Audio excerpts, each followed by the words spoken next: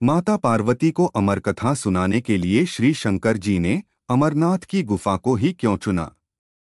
इसके पीछे भी एक रहस्य है। युगों पहले जब पार्वती के मन में यह शंका उत्पन्न हुई कि शंकर जी ने अपने गले में मुंडमाला क्यों और कब धारण की है, तो शंकर जी ने उत्तर दिया कि हे पार्वती, जितनी बार तुम्हारा जन्म हुआ उतने ही मुंड मैंने धारण कर लिए। इस पर पार्वती जी बोली कि मेरा शरीर नाशवान है, मृत्यु को प्राप्त होता है, परंतु आप अमर हैं, इसका कारण बताने की कृपा करें।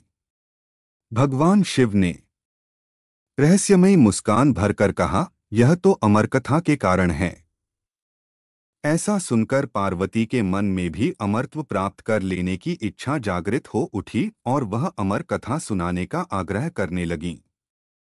कितने ही वर्षों तक शिवजी इसको टालने का प्रयत्न करते रहे, परंतु पार्वती के लगातार हठ के कारण उन्हें अमर कथा को सुनाने के लिए बाध्य होना पड़ा।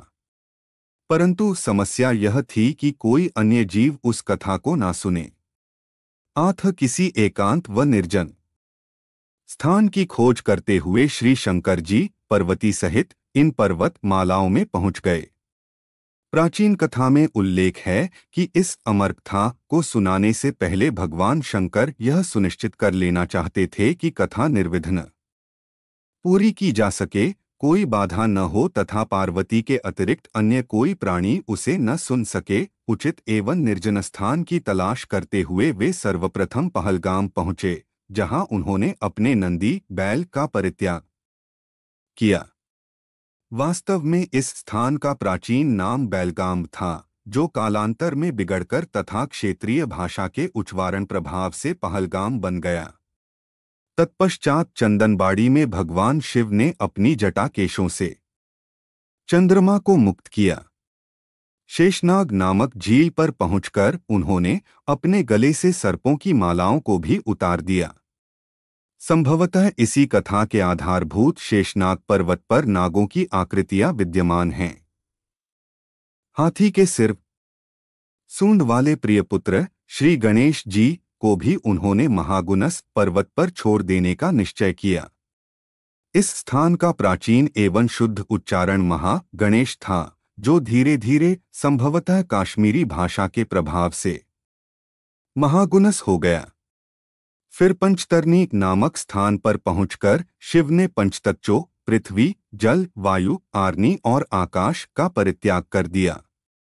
भगवान शिव इन्हीं पंचतत्वों के स्वामी माने जाते हैं, जिनको उन्होंने श्री अमरनाथ गुफा में प्रवेश से पहले ही छोड़ दिया था।